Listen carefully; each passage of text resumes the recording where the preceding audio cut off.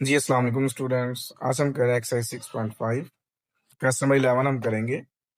इसमें लिखा हुआ है कि 1/a 1/b and 1/c are in geometric progression. हमने show that the common ratio निकालनी है जो कि plus minus square root a/c आनी चाहिए। तो हम इसकी फर्स्ट रेशियो निकालते हैं, तो वो क्या होती थी, second value divided bye first value. अब आपको पता है कि बी नीचे आके मल्टीप्लाई, ए ऊपर आके मल्टीप्लाई, नहीं उल्ट होता है हमारे पास। ये देखिएगा 1/b डिवाइडेड बाय 1/a, मतलब ये 1/b मल्टीप्लाई a/1 होता है। उल्ट करते हैं तो ये a/b बन गया, तो मैंने डायरेक्ट कर दिया। इसमें जब सेकंड रेशियो निकालते हैं तो वो third value divided by second value, ये भी b ऊपर आ जाएगा और c नीचे आ जाएगा। क्योंकि हमने r फाइंड करना है तो ऑटोमेटिकली ये मल्टीप्लाई होगा। इसको नाम दे देते हैं इक्वेशन 1 का, इसको नाम देते हैं इक्वेशन 2 का। हम यहाँ पे लिखते हैं इक्वेशन 1 मल्टीप्लाई इक्वेशन 2। तो लेफ्ट हैंड साइड से मल्टीप्लाई हो जाएगी और right hand side a/b multiply b/c। तो ये बन गया r² और यहाँ से b क्या हो गया, कैंसल, जो कि a/c की इक्वल आ जाएगा। By taking square root on both side, जब स्क्वायर रूट लेते हैं साथ प्लस माइनस लगाते हैं, और a/c का स्क्वायर रूट फाइंड नहीं होता तो वैसे का वैसे आ गया। तो आप देख सकते हैं जब इसके हमने रेशियो फाइंड की, कॉमन रेशियो दोनों के दरमियान, तो मेरे पास आ गई plus minus square root a/c, और लास्ट पे हम लिख देंगे हैंस प्रूव्ड। और इसी के साथ आपका क्वेश्चन नंबर 11 भी कंप्लीट हो गया। क्वेश्चन नंबर 12 हमारे पास दिया हुआ है, कहता है if the numbers 1, 4 and 3 are subtracted from 3 consecutive terms of an arithmetic progression. यहाँ पर आ गया अरिथमेटिक प्रोग्रेशन, हमें पता है उसके अंदर फर्स्ट टर्म आती थी a1 माइनस डी, फिर हम a1 लेते थे और ये a1 प्लस डी और 3 consecutive terms of arithmetic progression. कहते हैं कि अगर आप इसमें 1/1 फर्स्ट टर्म में अगर 1 को माइनस करें, सेकंड में से 4 को, थर्ड में से 3 को, तो देन जो आंसर आएगा वो ज्योमेट्रिक प्रोग्रेशन बन जाएगा। Find the original number if their sum is 21। अगर इन टर्म्स, ये जो अरिथमेटिक प्रोग्रेशन की टर्म्स हैं, इन सब का सम करें तो वो 21 आता है। तो हम इसका सम करते हैं, a1 minus D plus a1 plus a1 plus D is equal to 21। ये d से d क्या हो गया हमारा, cancel. a1 plus a1 plus a1, तो ये 3a1, और जो 3 है वो मल्टीप्लाई हो रहा है, राइट साइड पे क्या हो जाएगा, डिवाइड। तो यहां से जो a1 की वैल्यू आएगी वो 7 आ जाएगी। अब दोबारा कंडीशन पढ़ते हैं। उसने कहा था कि 1, 4, 3 इन सब को 1/1 फर्स्ट 3 कंसेक्यूटिव टर्म में से माइनस करना है। मतलब फर्स्ट है a1 माइनस डी, इसमें -1 कर दिया। दूसरी है a1, इसमें हमने -4 कर दिया। तीसरी है a1 प्लस डी, इसमें -3 कर दिया, सीक्वेंस वाइज। अब ये जो बनेगी, ये बनेगी ज्योमेट्रिक प्रोग्रेशन। और ज्योमेट्रिक प्रोग्रेशन के अंदर हम निकालते थे कॉमन रेशियो, वो क्या होती थी, सेकंड वैल्यू यानी कि a1 -4 over first value is equal to third value divided by second value. अब a1 की वैल्यू पुट कर दें, ये 7 -4 ओवर 7 माइनस डी -1, 1 की जगह पे 7 लगा लिया। फिर हमारे पास ये d -3 ओवर a1 की 7 -4 आ गया। 7 -4 3 होता है, और ये 7 -1 6 minus D, 7 -3 4 plus D over 3। Cross multiply करते हैं तो ये 3 × 3, और ये 6 minus D into 4 plus D. 3 3 ज़ार 9, 6 को 4 से मल्टीप्लाई करते हैं 24, डी से करते हैं तो 6d -4d minus D square. 9 is equal to 24, plus का 6 माइनस का 4d कितना हो गया, प्लस का 2d minus D square. Right वाली सारी वैल्यू हम लेफ्ट पे कन्वर्ट करते हैं तो इनके साइन चेंज कर देंगे। जो पॉजिटिव होगी वो नेगेटिव हो जाएगी, जो नेगेटिव होगी वो पॉजिटिव हो जाएगी। रीअरेंज कर लेते हैं तो D square minus 2d, 9 minus 24 करें तो ये माइनस का 15 आ गया। मिड टर्म ब्रेक करें तो minus 5d plus 3d minus 15 is equal to 0। इसमें से d कॉमन ले लें तो d माइनस 5 प्लस 3 कॉमन ले लें तो d माइनस 5, फिर d माइनस 5 कॉमन ले लें तो ये d प्लस 3। अब आगे आपको पता है कि हमने दोनों वैल्यू को अलग अलग जीरो की इक्वल करना होता था, और यहाँ से d की वैल्यू आ गई -3 और यहाँ से d की वैल्यू आ गई 5। अब आपके पास वही कंडीशन बन गई, a1 की वैल्यू 7 और d की वैल्यू 5, फिर a1 की वैल्यू 7 और d की वैल्यू -3। तो हमारे पास जो फर्स्ट नंबर था वो था a1 माइनस डी, दूसरा नंबर था a1, तीसरा नंबर था a1 प्लस डी। इन तीनों में हम वैल्यू पुट करते हैं हम, 7 माइनस 5 2, फिर 7, फिर 7 प्लस 5 तो 12 आ गए। इधर देखें तो दोबारा फिर वही नंबर चाहिए हमें, वैल्यू पुट करते हैं। यहाँ पर a1 की वैल्यू 7 माइनस इंटू -3 ये 10, फिर 7, 7 प्लस इंटू -3 4। सो लास्ट में लिखेंगे हैंस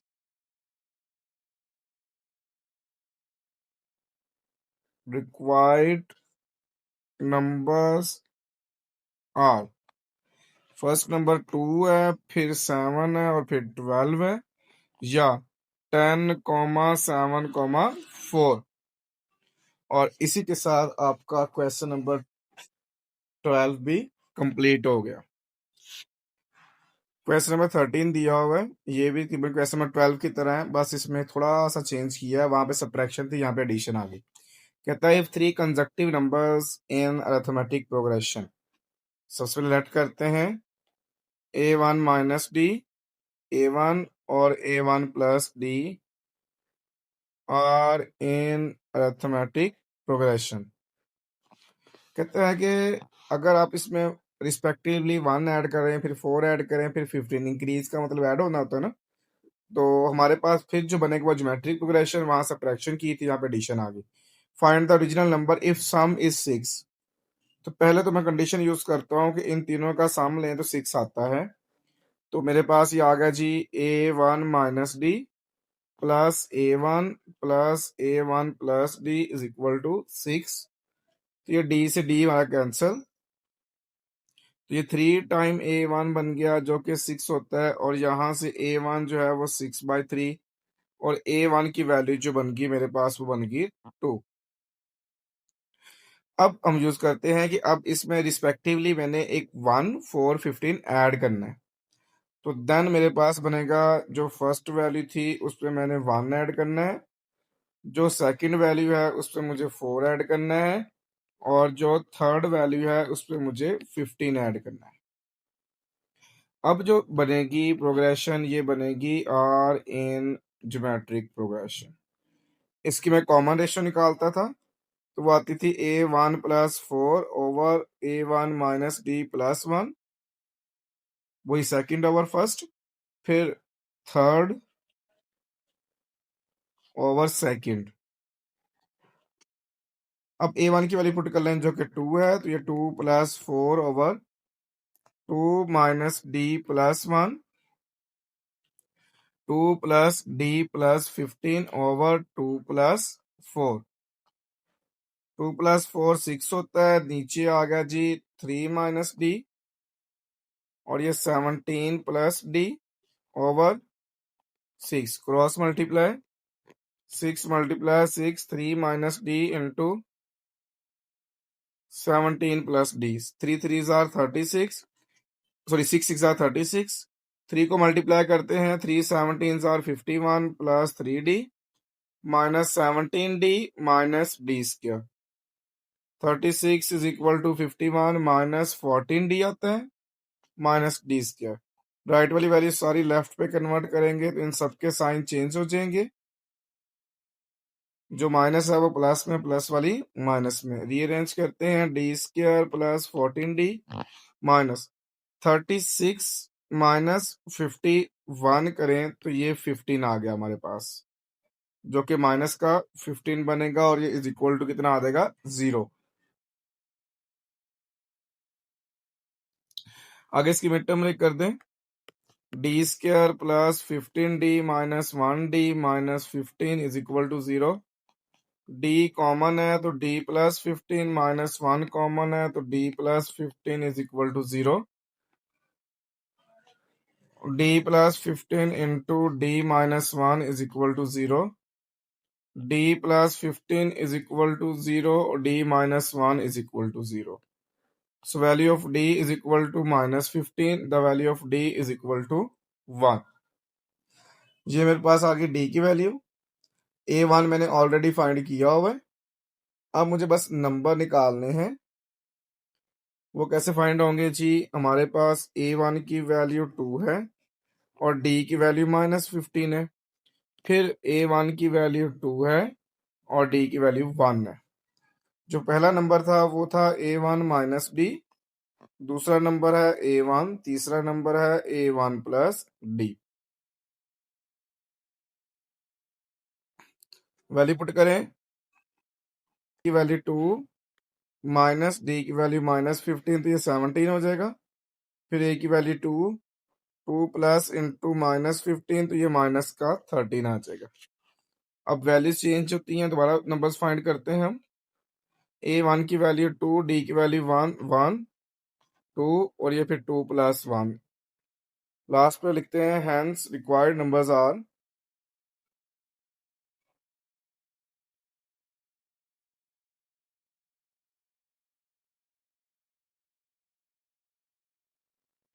17, 2, माइनस 13 और 1, 2, 3। और इसी के साथ आपका क्वेश्चन नंबर 13 भी कंप्लीट हो गया। इसमें 14 दिया हुआ है, कहता है इफ p की वैल्यू और q की वैल्यू, यानी q टर्म और p टर्म गिवन है। अगर मैं p टर्म की बात करता हूँ तो मेरे पास वो AP है जो कि q की इक्वल है, और फिर मेरे पास AQ है वो मेरे पास p की इक्वल है। तो शो डैट के p प्लस q टर्म निकालें तो ये आंसर आएगा। तो पहले जो हमारे पास वैल्यू गिवन है वहां से हम r की वैल्यू और a1 की वैल्यू निकालेंगे। ये बनेगा a1 r रेस की पावर p माइनस 1 और ये बनेगा a1 r रेस की power q minus 1 is equal to p, क्योंकि हमें आइडिया है कि जो nth टर्म होती है वो होती है a1 r रेस की पावर n माइनस 1। तो वो n की जगह पे p और q था, लगा दिया मैंने। इसको मैंने नाम दे दिया इक्वेशन नंबर 1 का, इसको नाम दे दिया इक्वेशन नंबर 2 का। अब मैं यहाँ पे करता हूँ इक्वेशन 1 डिवाइडेड बाय इक्वेशन 2। तो ये मेरे पास बनता है a1 r रेस की power p minus 1 divided by a1 r raise की power q minus 1 is equal to q over p। तो ये a1 से a1 कैंसिल, तो ये आ गया r रेस की पावर p माइनस 1। जब ये दोनों पावर्स ऊपर जाएंगे इनके साइन चेंज हो जाएंगे, ये माइनस का q प्लस का 1 is equal to q over p। इसका फायदा ये हुआ कि मेरे पास ये plus 1 minus 1 cancel, R raise की पावर बन गया p minus Q is equal to Q over p। अब देखिए जब हमारे पास आर स्क्वायर होता है, समथिंग एल्स कुछ भी हो, तो आर निकालने के लिए हम राइट साइड पे लेते हैं square root by taking square root on both sides. तो जब p minus Q right side पे मूव होगा तो ये 1 ओवर p माइनस क्यू होगा। दोबारा रिपीट करता हूँ, अगर आर क्यूब है कोई भी वैल्यू तो हम लिख सकते हैं ना होल पावर 1/3 क्यूब रूट को। 4 है तो 1/4, 5 है तो 1/5। इस तरह ये p माइनस क्यू है तो ये 1 ओवर p माइनस क्यू आ गया आपके पास। सो नेक्स्ट देखें, r की वैल्यू फाइंड होगी मेरे पास, ये मैंने क्वेश्चन में यूज करनी है। अब मुझे निकालनी है a1 की वैल्यू, और a1 की वैल्यू मैं इक्वेशन 1 से निकाल लेता हूँ। यहाँ मैं लिख देता हूँ कि जो a1 बनेगा वो बनेगा q ओवर r रेस की पावर p माइनस 1। अब मुझे निकालनी थी, मैं nth टर्म का फॉर्मूला दोबारा लिख देता हूँ। A1 R रेज की पावर n माइनस वन। अब मुझे निकालना था P प्लस क्यू, तो ए पी प्लस क्यू क्या बनेगा, A1 R रेज की power P plus Q minus one. अब मैं वैल्यू पुट करता हूं। अगर मैं A1 की वैल्यू पुट करूं तो मेरे पास वो बनती है जी Q ओवर R रेज की power P minus one multiply R raise की power P plus Q minus one. Q multiply R raise की power P plus Q minus one. ये जब R की पावर ऊपर आएंगे इनके साइन चेंज होंगे, तो ये माइनस का P और प्लस का वन, इसका फायदा ये हुआ P भी कैंसल और वन भी कैंसल। मेरे पास आ गया Q मल्टीप्लाई R रेज की पावर, जस्ट Q आ गया। अब यहां मैं R की वैल्यू पुट कर देता हूँ। R की वैल्यू मैंने बताई थी Q ओवर P की power one over P minus Q, Q over P power minus one over, sorry minus one नहीं थी, वन ओवर थी जी। और ये आ गई R की वैल्यू और इन दोनों की होल पावर Q आ गई। ये आपके पास आ गया Q मल्टीप्लाई Q की पावर। जब पावर्स पावर से मल्टीप्लाई होती हैं तो ये आ जाएगा one over P minus Q को जब Q से करेंगे तो ये Q over P minus Q आ जाएगी और ये P की पावर क्या बनेगी, Q over P minus Q. अच्छा इसका हिंट देता हूँ आपको, टू की पावर थ्री है, टू की power one by three whole power five, तो वन बाई थ्री को फाइव से मल्टीप्लाई करवाएंगे तो ये फाइव ओवर थ्री आ जाएगा आपके पास। इस तरह सिंपल इनको भी मल्टीप्लाई किया, बस वो वेरिएबल ज्यादा है तो इसलिए आपके लिए प्रॉब्लम हो सकता है। अब देखिए ये यहाँ पे Q की पावर वन है, ऊपर Q कंबाइन कर रहा हूँ, याद देगा one plus Q over P minus Q. नीचे वाले में कोई चीज चेंज नहीं होगी, वो सेम एज इट इज रहेगा। ऊपर देखें तो ये Q की पावर में फिर एलसीएम आ गया, वो P माइनस क्यू, यानी कि मैं सिर्फ इन दोनों को सॉल्व कर रहा हूँ। याद देगा P minus Q plus Q, नीचे मैंने बताया कोई चीज चेंज नहीं होगी, वो सेम एज इट इज रहेगी। उसको ऊपर वाले का फायदा हुआ Q से Q कैंसल, तो ये बन गया Q की power P over P minus Q, नीचे आ गया P की power Q over P minus Q. आप देखें दोनों का denominator P minus Q powers का, यानी Q की पावर P ओवर P की पावर Q और इन दोनों की whole power plus one over P minus Q है। और आप नेक्स्ट देखें, इसको हम राइट कर सकते हैं Q की power P divided by P की power Q whole power one over P minus Q, और ये हमारे पास आ गई an P plus Q term. देख लें, यही हमारी रिक्वायरमेंट थी और वो हमारा प्रूव हो गया। सो लास्ट पे हम लिखते हैं हैंस प्रूव्ड, और इसी के साथ आपका क्वेश्चन नंबर 14 भी कंप्लीट हो गया। क्वेश्चन नंबर 15 दिया हुआ है, कहता है if A two A plus two three A plus three are in G P geometric progression, then find the fifth term. Fifth term के लिए हमें ए वन आर की पावर फोर बनेगा, मतलब आर चाहिए होगा और हमें ए वन चाहिए होगा। अगर मैं आर की बात करता हूं तो वो आर क्या होता था, second value divide by first value, और दूसरा निकालते हैं तो वो भी three A plus three over two A plus to.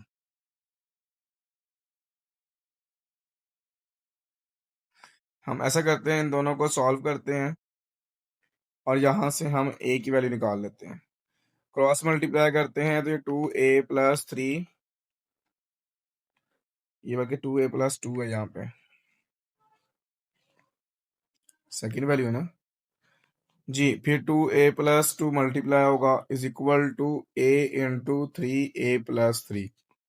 तो इसमें देखिए नेक्स्ट, इन दोनों में से टू कॉमन लेते हैं और इन दोनों से भी टू कॉमन ले लेते हैं और इसमें से थ्री कॉमन ले लेते हैं। दोनों से टू कॉमन लिया तो ए प्लस वन, इधर भी टू कॉमन लिया तो ऑटोमेटिकली ये भी ए प्लस वन, इन दोनों में से 3 कॉमन लिया तो ये भी a+1। इसका फायदा ये हुआ कि ये वाला इससे 1 टाइम कैंसिल कर लेते हैं। 2 2s are 4 into a+1 is equal to 3a। तो यहाँ के पास आ गया 4a+4 is equal to 3a। 4a minus 3a is equal to -4 हो जाएगा। So the value of a जो है वो -4 आ गई।